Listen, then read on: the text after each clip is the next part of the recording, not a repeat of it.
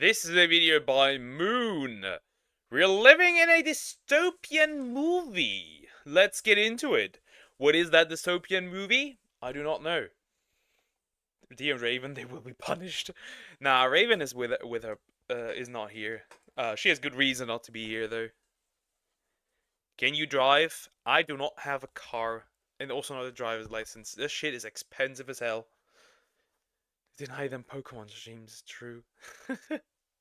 From the Time Machine to 1984 all the way to the Hunger Games, dystopias have only gotten more popular over time. This could be because the stories they tell and the worlds they explore seem increasingly similar to I fucking hate Moon. I'm curious. I'm just curious. our own. Looking at all the seemingly unsolvable issues within our own society leads us to that very question. Are we today also living in a dystopia? Well, to understand whether our world qualifies as one, we really need to just figure out what a dystopia actually is, and what sets dystopian media apart from other genres. I'm fairly certain he stole his art from another channel. I do not know such a thing, so I can't tell. I would actually say that we are at the beginning steps of a dystopia, because, you know, the rise of AI and AI girlfriends. People don't no longer want to have girls and girlfriends and boyfriends and stuff. I think we're making baby steps towards that. At the most basic level, it can be understood as the mirror image of a utopia. While a utopian society is either close or has already attained perfection, a dystopia is the opposite. It's a world where negative aspects of society or massive looming problems dominate everything else. It could be nearly anything, from out of control technology to an oppressive regime, or even the consequences of some cataclysmic world-changing event. As long as you've got that, His videos are always negatively framed. Yeah, true, I agree with that. It just makes a BS and jumps it out. Could be. They're sometimes just so outlandish that I like to watch them. That's pretty much it.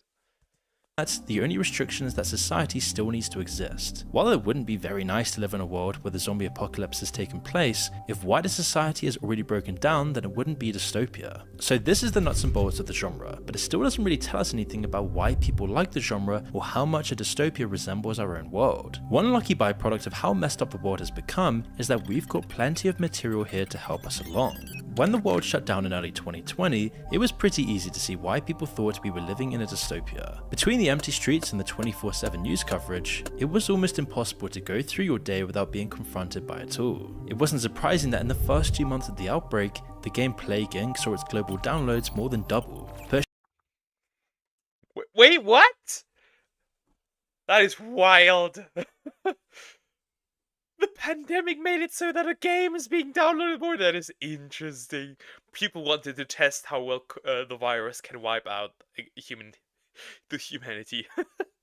Yeah, he just figured out how to play the algorithm. Search engine optimization as well. Pushing it towards the top of the App Store charts. Its gameplay of managing the spread of a pathogen was all the more relevant. The film Contagion, which depicts an imaginary flu pandemic, also saw a massive burst of interest. It went from being the 270th most popular movie straight into the iTunes top 10 for digital downloads. These jumps in popularity were pretty predictable, really. Imagine you put out a movie in 2011 and it starts exploding because of a real life pandemic. I don't think the people that made this movie actually anticipated that.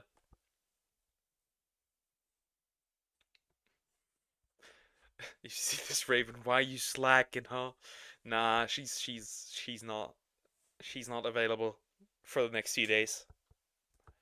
In the same way that any movie which seems to predict the future will see renewed interest. If audiophobic aliens really did invade, then A Quiet Place would probably see a meaty bump in sales, at least among people who don't mind reading subtitles. But while Contagion and Plague Inc. aren't really dystopias either, it does illustrate the key behind what's made the genre what it is today. Dystopias are based on taking a problem with our own world and magnifying it until it dominates and defies everything. If you're a writer or any kind of artist, there's clearly more value in doing this with negative aspects of society compared to the good parts. It'd simply be boring to read or watch a film about a true utopia, as there isn't really any conflict or stakes. No, the counter is gone, because like for reaction videos, I don't want to have it, like for reaction streams, I don't want to have it here because it might be distracting.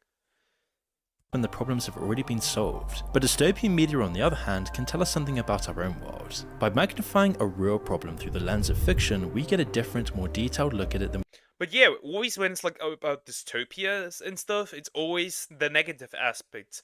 The video games like Deus Ex, right? They always use like the negative part of what if humans get augmentations for their body, right? Uh, any like virus situation, right? Any other thing. It's always negative. It's never good things when I think about it. Makes sense the virus was on everyone's minds. True, true.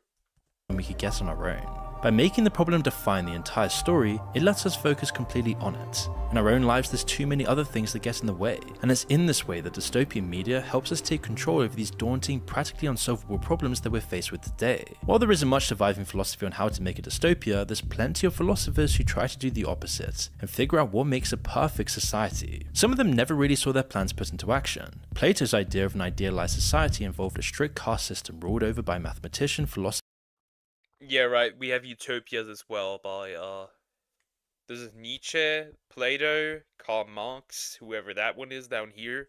The last one, I don't know. To have that, a mega shark is in the black hole. Sharktopus. The world ends if humans augment themselves. True, kind of, yeah. God is just like, I had enough of these little morons. You gotta go. I had enough of you. You're destroying my creation. Piss off. kings. But as far as we know, nobody ever really tried this. Other ideas were more successful. Confucius and his ideas about society laid the bedrock for over 2,000 years of Chinese history. By far the most impactful utopian philosophy of recent history began with Hegel, a 19th century German philosopher. He saw history as a slow, inevitable march towards an enlightened, free society. In his view, everything was leading up to that utopian point, and it's an essential part of When I look at humanity right now, there is nothing enlightened about humanity. In fact, I think people got more ignorant, in fact, over the last like, last decade at least. his theory of dialectics. But while we might not have reached that point yet, we have seen one of his students' theories put into practice. Marx took Hegel's ideas and applied them to a struggle between the workers and an oppressive ruling class. Over history, this internal struggle played out time and time again, inevitably leading to a communist utopia after the workers finally triumphed. But unfortunately, this never really happened either. In fact, when communists got into power, it led to some of the most dystopian and oppressive societies ever. Communism doesn't work because the goal of communism is to wipe out human greed, but human greed can never be wiped out, so people are just gonna use. So, society came along and said, instead of wiping out greed, how about we use it for our benefit? That's how we got, like, actually got like the capitalism we have today. Whether it's a fault with people or it's a fault with communism itself doesn't really matter for our purposes. The fact remains that these utopian ideas enabled one of the most oppressive dystopian regimes in history. The Soviet Union even directly inspired one of the dystopias we'll talk about later. But it's clear that utopian thinking and the lengths people go to achieve it can easily lead to a dystopian society instead. Once the ends justify the means, any amount of suffering becomes excusable to reach the end goal. There are some theories that don't directly describe how to create a dystopia, but they do predict that the slide into a dystopian society is inevitable. One of my favourite TV shows is Mr. Robot, and you can probably tell by the amount of times we use the clips in the show. But did you ever see the mail service they use in the show? Well, they're actually today's sponsor, Proton VPN. The VPN that is taking over the world with its massive global network. Proton's trusted reputation and accessible plans, starting at just $3. Technology and scientific progression leads to a dystopia. Either we're guaranteed to abuse the tools it gives us, making the world worse, or the technology changes society itself and creates the conditions that lead to a dystopia. Ted Kaczynski, otherwise known as the Unabomber, was just one of He follows me everywhere. Everywhere I go, I see his face. The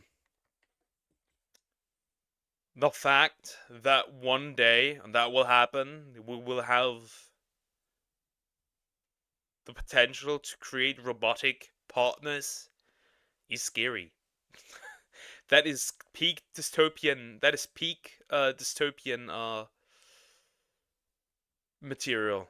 one of the people who believed in these ideas. Now, he had some insane thoughts on how to try and change things, and seemed delusional that he could even affect things in any way. But the basic ideas in his manifesto are lucid, and it was even used as evidence that he was very capable of knowing his actions were wrong, as it was a very well written manifesto with many interesting thoughts. You see, he thought that industrial society and technology was slowly stripping people of their natural freedom, whilst destroying the natural world in the process. The outward benefits of technology are enough to convince people to just let this happen, but he ignores just how much of an impact modern technology has in making people's lives better in general. For starters, lots of the people watching this today would be dead if not for modern medicine. Modern agriculture means that most people don't have to slave away in the fields, and bad weather.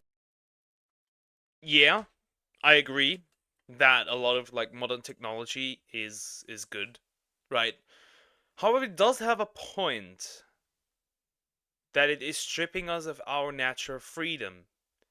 Because everything we do now, everything that influences us, is dictated by algorithms. He isn't entirely wrong, though. Weather doesn't generally lead to mass famine anymore. There's even the fact that as a country becomes more industrialized and more developed, it also becomes more likely that it's a democracy rather than a dictatorship. In nearly every metric, it does seem like technology has made the world better for most people, at least so far. The past 20 years or so have started to bring some very big doubts into people's minds. When new technologies get developed today, it often seems like the negatives massively outweigh the benefits. Well, no, you are immortal. You will bow before me. Why big YouTubers always sponsored BetterHelp and Shadow Legends? That game sucks and BetterHelp is a scam. Yeah, a lot of people don't know. They don't look into BetterHelp, which is why they like TikTok, for example, is actively running BetterHelp ads. And the sponsors is like people looked into that and we know it's a scam. These aren't actually trained psychiatrics and stuff. It's always just regular ass people. And for Raid Shadow Legends, they pay well. That's about it. They just pay well. The internet and instant global communication has led to social media and all the damage that's done to society as well. It also pushed mass surveillance and data harvesting into overdrive. AI promises to be the next big thing, but some of its most popular uses include role-playing with a fake girlfriend or replacing the Earth's need for humans in the first place. It all gives the impression that at some point in the past few decades, technology became more destructive than constructive for society. And if this trend it's like the meme, you know? Like a man, like a early human going to a fully developed human, and then at one point he turns around and says, "Go back, something went wrong." This is the same situation. Go back, something went wrong.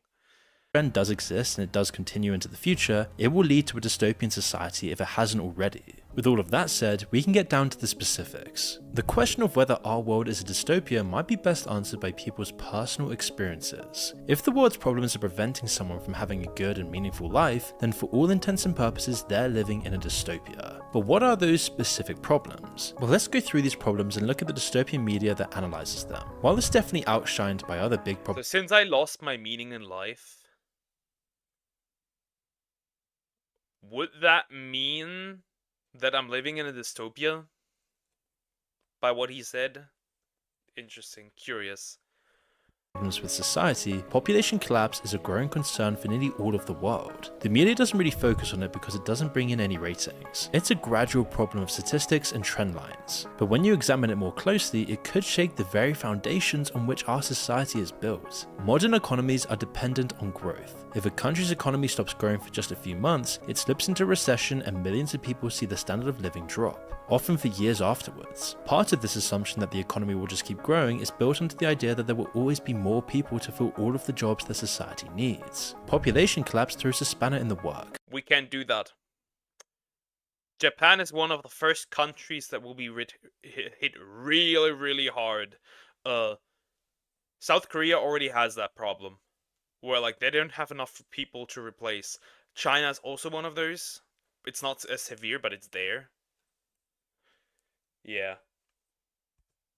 As it stands today, large parts of the working population in nearly all developed countries are set to enter retirement over the next few decades, but there's far fewer people being born or entering the workplace to fill this gap. It means that the world is already dealing with a large dependent population compared to a small proportion of working, economically productive people. It's not the kind of problem that seems like it would create a dystopia all on its own, unless you dial this up to 11. That's the scenario that the 2006 film Children of Men explores. The film is set in an alternate future where nobody has been able to have children for 2 decades, pushing society to the edge. Developing countries have almost entirely collapsed without a working population to keep them sustained. Richer, developed countries are a bit better off, but the massive amounts of refugees combined with the economic hardship have pushed them deep into authoritarianism. The film revolves around an apathetic civil servant trying to protect humanity's last chance at a brighter future, the only baby to be born in years. A lot of the movie's strength isn't in the plot though, instead it's the background information and the details that really tie the film together. There's so much there to make it feel authentic. Some of the details that fans have noticed really show how much thought they put into this. While the film was released years before the Shard was built in London, the film is set in the future so it's visible in the skyline. Then there's the underlying detail that people have become even more obsessed with their pets because they're trying to fill the hole that children left.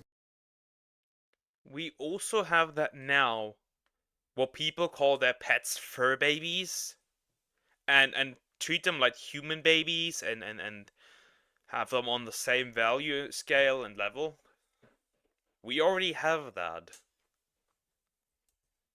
A lot of the political commentary and the details of the overarching story are left in the background as well. As we mentioned earlier, dystopian media often amplifies and magnifies things going on in our own world, and this is no exception. The two sides of the conflict in Children of Men are both distortions of today's political divide. The rich and powerful are depicted as fascist oppressors, living in their own little bubbles, oblivious to the suffering going on around them. They hoard art from the old world, but it's all meaningless because it's been taken out of the world which gave it context, and soon nobody will be around to appreciate it. They keep this shaky establishment in place with propaganda, brutal reprisals and oppression. You would expect the film's version Oh my baby, bitch, that's a dog.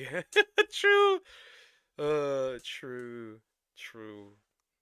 of the left to therefore be the good guys, fighting to take down the oppressive system, but instead they're just much more morally grey. One of the first action scenes is later revealed to be an inter-faction assassination plot, for example, and it shows how divided and power-hungry they really are, trying to use humanity's last hope as a political tool. They clearly want to tear down the old order, but that's the only thing they're unified by. At the end of the film, in a big battle scene, they're still just as violent and threatening to the last hope of humanity as the government has been. The whole Some parts of the European population are declining. That means they don't want kids, or some of them is asexual or aromantic.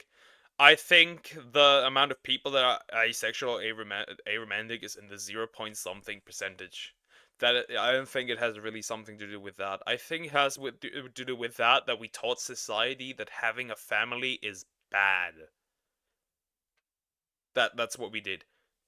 Every movie does it. When we look at fathers in movies or TV shows, they're always a bumbling, incompetent fool.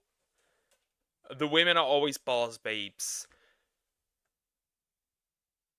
People are raised to not have children anymore.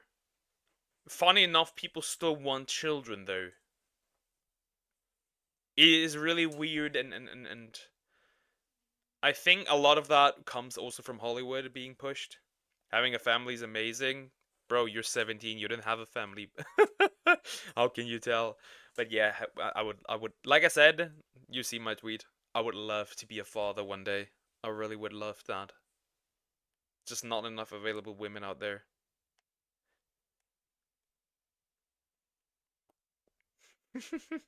Bitch, I'm a dog, woof girl. Bro, you barking for others? political conflict running through the movie is framed as the result of hopelessness for the future. But when they see that hope and they see the baby at the end of the movie, it's one of the most powerful moments in the film. I mean, like your own family, right? Wife, kids, not your parents and siblings. That is also a family, but it's not your own family. All the conflict and the fighting just stops when they can see that there is still hope. Children of Men does a great job at visualizing our worst fears when it comes to population collapse, but it goes even deeper than that. The film explores the problems with a decaying society. The fact that it's all so intuitive and recognizable shows us a lot about our own world today. The deep resemblance definitely pushes us towards the conclusion that we are in fact living in a dystopia, but it also definitely helps that the movie is trying to imagine what our times would look like. It's a very realistic, close to home dystopia set only a few years from the current day. A different test would be to see how our world stacks up against a dystopia that seems like it's much more different to our world. One where flying cars, cyborgs, and other futuristic technologies are everywhere. Like the world of Blade Runner 2049, cyberpunk is a genre. Are you lonely? I can fix that. iRobot will get soon. iRobot is very close. We're very close to that, thanks to Elon.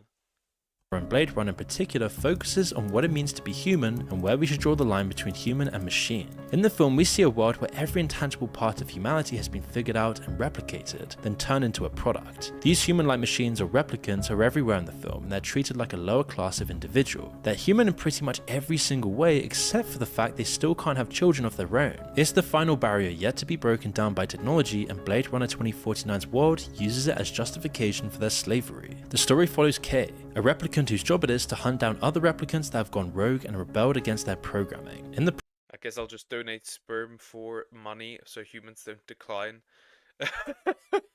I'm gonna fix the world by making a bunch of babies that don't know me. Wonderful. Process, he discovers the body of a replicant who has given birth. It's a discovery that could change the whole society's view on replicants, but as we'll find out, it's also something which could seal the fate of replicants as lower class citizens forever. Wallace, the de facto corporate overlord of the world and the creator of the replicants, also wants to find the promised child. Replicants are still expensive and slow to create, meaning they still can't fully replace people. If he can unlock that final secret, it'll perfect his product and give him pretty much total control. It's this fact that makes the film feel so close to home, despite all the futuristic technology and skyscraper-sized holograms. It's a world caught in an awkward middle phase, stuck between the past and a utopian future. If non-sentient replicants were perfected and there were enough of them, you could imagine freeing up enough resources for everyone to have a good life. But instead, their scarcity and the tyrannical control of corporations has made the world even more unequal. All the wealth and power is hoarded by the ruling corporate class. The rest of the world is left in an even worse position. We see this in the film when he visits the factory that is all still held up by child labor and oppression. The technology that promised salvation for the masses has instead... I don't know, looks like average Chinese minds. I see no issue.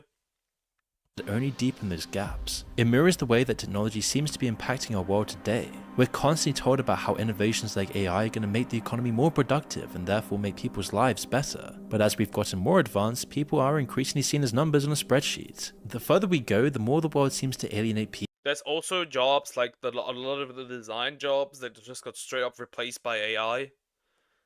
Because they were trained on the stuff that the people made. Yeah, if you are in any capacity involved with like design stuff, they are already using the stuff that you created to replace you. Despite massive improvements in productivity and wealth creation, tons of people are just poorer and have less opportunities than they had 10 or even 50 years ago. The world of Blade Runner 2049 has gone further on this path than ours has. Corporations are publicly in full control of every branch of the government, for example, rather than just pulling the strings from the background. People wouldn't have for example, have issues with putting food on the table if companies supermarkets especially, didn't throw away waste food. Because, for example, here in Germany, if a homeless person goes to like one of those garbage disposals at supermarkets and they take something out, they will be charged for that. Now the supermarket can't use that anymore, but they're still gonna be charged for that because it's stealing. But the fact that we're even on this path to begin with betrays a dystopian quality about our modern world, and how it doesn't seem like it's designed for people anymore. This is just one small part of the themes explored by Blade Runner 2049, of course. To get a more detailed breakdown, check out our full video on the movie. We've seen two dystopian societies so far that have turned into dystopias by outside forces. Either the progression and misuse of technology in the case of Blade Runner, or a global fertility crisis in Children of Men. But these aren't necessary. All you need for a dystopia is a society that's reliant or even designed to create its own misery. Enter 1984, the essential and possibly the most oppressive dystopian society ever imagined. There's a reason that 1984 has had such a huge impact on culture. It explains the workings of an oppressive society incredibly well. Even decades later, and nothing else gives us the same tools to accurately deconstruct the totalitarianism of our own world, which we've also done a huge video on before. The world of 1984 is defined by stagnation. The ideology of the ruling party and the world they created is expertly designed to suppress suppress and dominate every other part of life. One of the most striking parts of Orwell's dystopia is what the party has done to language. Normal languages like the kind that we use don't exist in a vacuum. Every word or phrase we say only has any meaning based on the context in which it's said. The philosopher Wittgenstein explains this through his theory of language games. Take the word cut for example. If you read it in a recipe, it's probably referring to something about chopping vegetables, but a director shouting it on a movie set would make the word mean something completely different. All words are like this, they're all dependent on the specific language game that you're playing at the time. They're just This turned into a language education video. Interesting. Same here in America. Dumpster divers are very frowned upon, and get it. It's It's unsanitary. I just think that if they have food that is going to expire, right? Right? Just make like a few tables where like people just can grab the food. Cause like you're not gonna make any money of this anymore. You might as well give it away for free.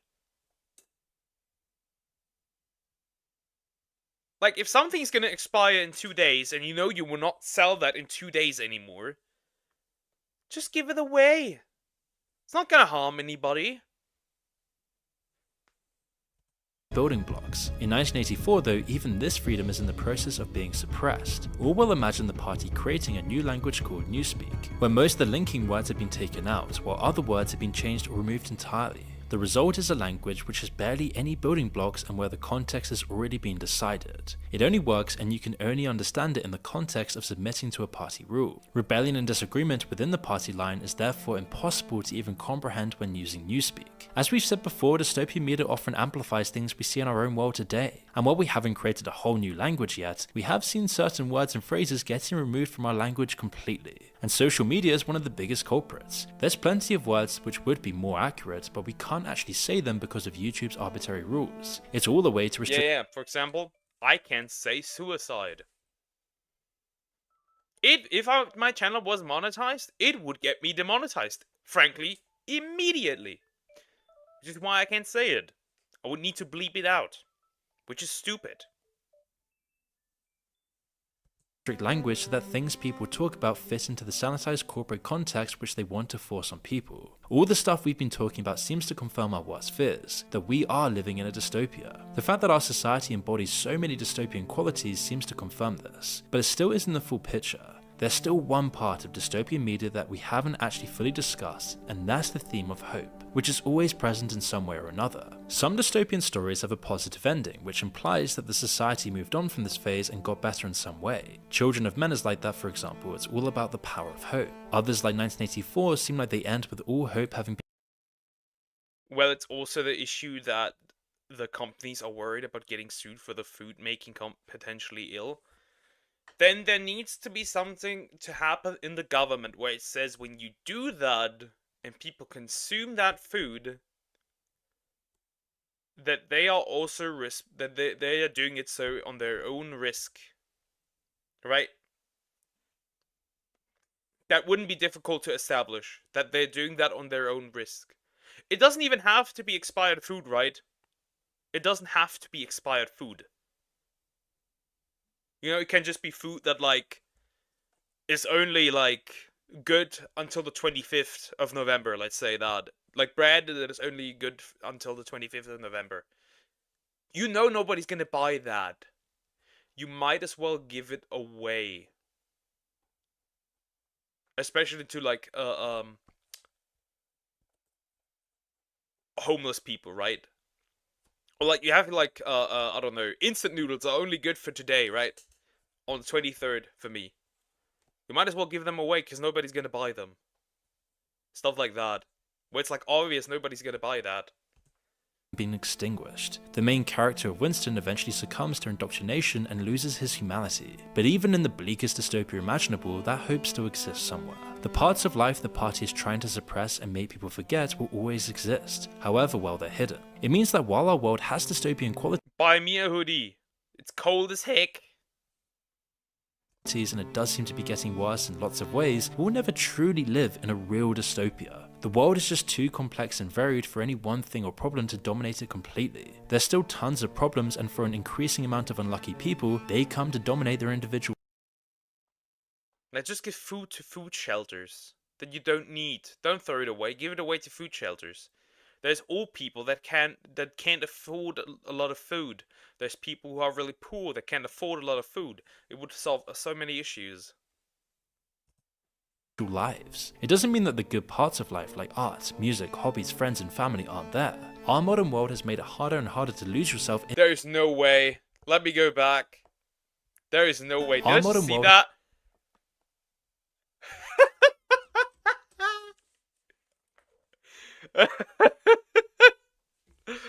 Oh, that is wild. That is wild. You won't understand, but that is wild.